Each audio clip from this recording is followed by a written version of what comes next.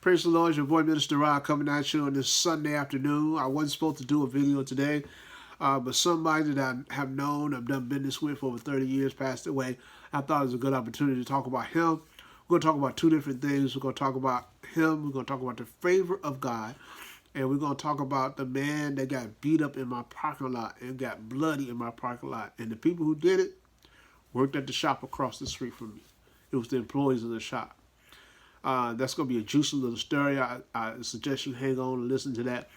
But we're going to talk about why favor isn't fair. And I'm going to talk about it on the earthly part, and we'll talk about it on the spiritual part. On the earthly part, I think of Chick-fil-A. I think of Chick-fil-A, I think of when they opened the one out in the mall in Troy. And I think about when me and my son went out there on a Saturday and there were 30 people in line and we were number 31. As I stood in line, I began to take an inventory of the restaurants that were in the vicinity of this Chick-fil-A. It was not my first time at the mall. Some of those restaurants have been there for years. Some of them have been almost staples of the mall because they've been there so long.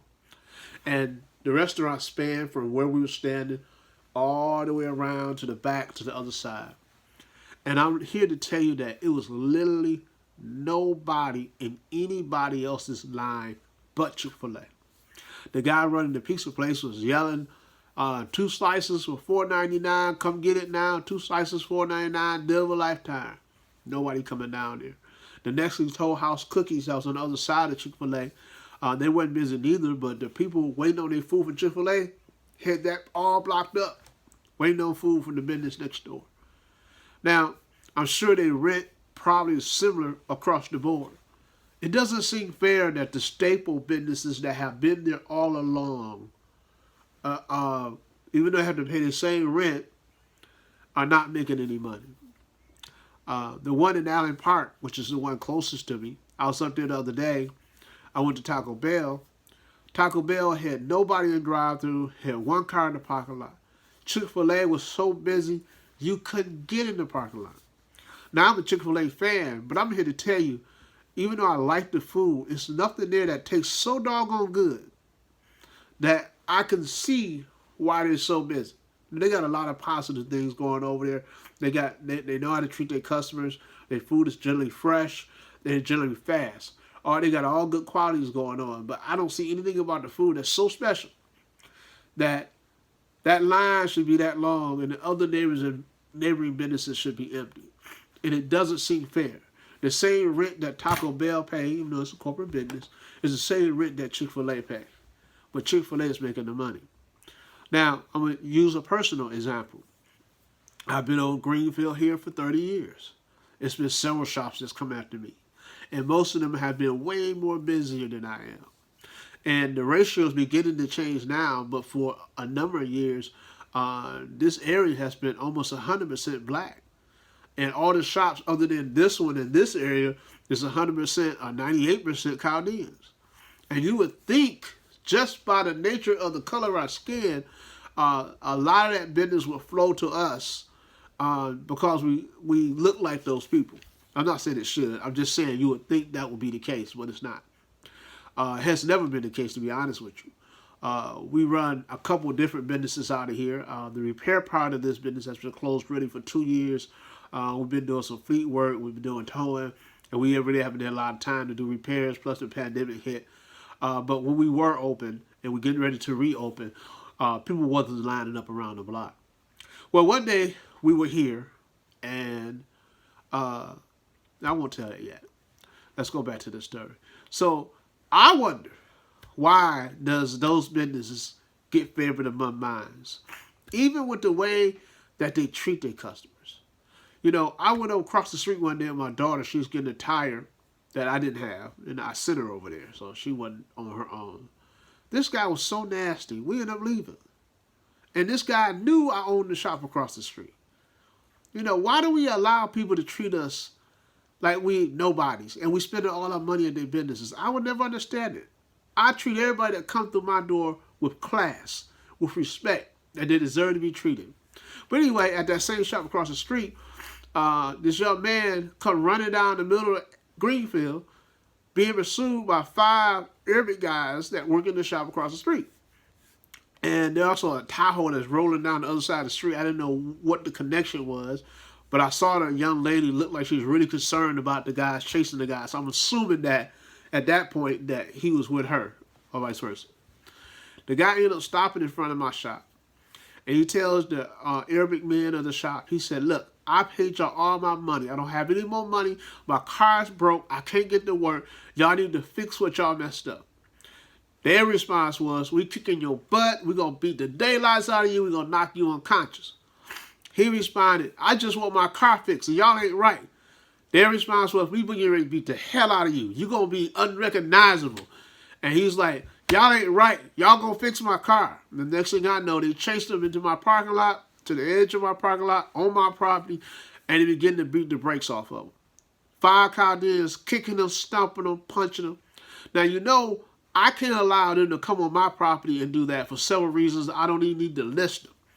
So I ended up going over there, and I'm yelling and screaming for them to get off of him, let him up, let him up, let him up. I'm about 2 minutes of laying my hands on a couple of them because I was not going to let them kill that black man in my parking lot. And I say black man, but it could have been a white man, brown man, blue man. I was not going to allow that to happen.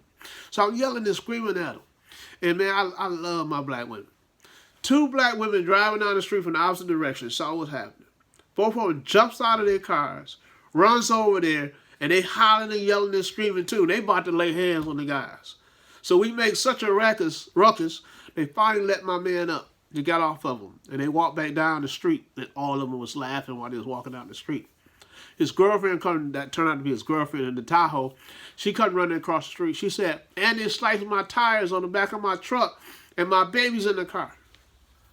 And I looked at him and I said, well, you know, I know this may sound heartless, y'all, coming from a minister. But I said, you know, if y'all had came across here and got your car fixed, this would have never happened. Number one, it would have been done right. Number two, if it wasn't done right, we would have fixed what we messed up. And it's a shame. You know, 10 squad cars responded. He was bloody, he was bruised, he was beat up. But they didn't arrest nobody. Like I said, they were down there laughing. But why is that? Why do they get so much favor and we don't? And to top all that out, you know I'm a child of the Most High God, doing the Lord's work. Well, the answer to that is that favor isn't fair. I don't take it personal. Favor is not fair. So now we talked about, and we understand that in business, favor isn't fair. Let's talk about spiritual. My pastor is riding the wave right now. All cylinders are pumping, and everything is going well. Money is up. From tithes and offering, people say, oh, money, money, money. You see those churches? No, he's out in the community. He's feeding the hungry. I can just go down the list for 10 minutes, all the things that he's doing in the community that some people don't even know about. There's 7 campuses, and I can't say what's coming, but there's some stuff coming in the near future that's going to blow your mind that he's working on, but I would be in deep trouble if I said it. But nevertheless, he got a lot of things coming down the pipeline. And God has blessed this man beyond measure. And I know there's some ministers out here, a lot of them, I've read a couple, as a matter of fact, that's saying, how is this possible for this man to be so blessed? And I've been in the trenches longer than him. I've been working longer than him. Some of them think they're better preacher than him. You know, why is this? Because God decides who he favors and who he doesn't favor. And favor isn't fair and it don't feel fair. You know, I know of a minister that I work with who started a internet church when the pandemic was going on, when we was on hiatus. And last time I checked in on her, she got 560 members. 560 members on the internet church, doing good. But I know some pastors personally that's been in the trenches, that their heart is sold out for Jesus. They've been working on saving souls. Their heart is for the people, and they got 20 members. And it doesn't seem fair. But favor isn't fair. Then I'm going to go back to myself. I think about me. Now, I don't have the internet church. I haven't really got into going live yet, trying to make sure I fix my mouth so I don't say stuff I shouldn't say. You know, that little problem that God gave me from birth. And, you know, best I get is a couple of likes on my videos. Why do I do them? Well, this is why I do them. And this is why whoever's listening, because God has called you to do what you do. This businessman that I'm talking about that passed away, I was down there a few years ago. And I was paying my bill, and he was telling me that his wife had died a short time ago. I said, well, I'm so sorry to hear that. He went on to say that he had just had heart surgery. This isn't a story about the 27 years that I got on YouTube that's got like 6K views. I'm so excited. I've never had a video do that good. But this is not the same video. But she died, and he said that the first thing he had to do was fix his teeth. He said, because your teeth kills your heart if your teeth aren't right. He said next thing they had him do was they put a stent in his heart, they put him on blood pressure medication, they put him on, I can't think of the other one, I can't think of the cholesterol medication, and he changed his diet to keep him from becoming a diabetic. And he said he had been doing really well, but when his wife died, he threw all that crap in a box and he threw it in the corner. He said, what's the sense of living when the person that you're living for is no longer alive? He said, I go home now after all these years to an empty house. There's no one there but me. He said, if the TV's not on, you can hear the crickets creep.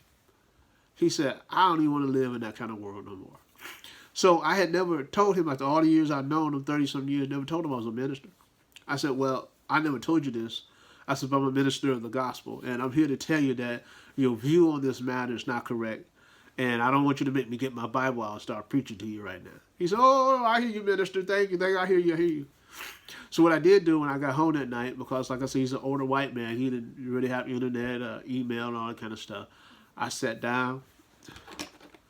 I put pen to paper. And I wrote him a letter. And I wrote down a bunch of scriptures. I told him to get his medicine back out the corner. I said, I want you to get your medicine out the corner and start taking it like you should. I want you to start eating like you should. And I said, and day by day, it's not going to be easy. God knows I know. When I lost my mother, it's still difficult. I said, it's not going to be easy. But I said, but day by day, it's going to get easier and easier and easier. It's never going to go away. It's always going to be there. But it's going to get easier. God left you here for a purpose. Seek him in prayer. Ask him to show you your purpose and what you should be doing. And that'll get you out this feeling that you don't want to be here anymore. Well, I never heard anything from him.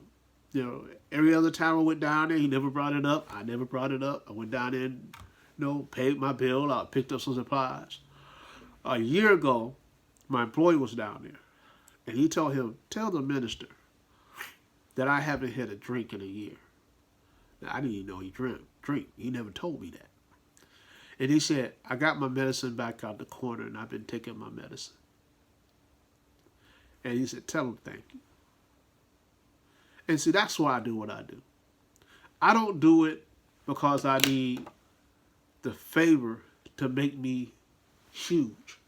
I do it because I'm doing what God wants me to do. And along the way, with me doing what he asked me to do, if he decides to anoint me to do it for a whole lot of people, he'll do it on his terms and his times.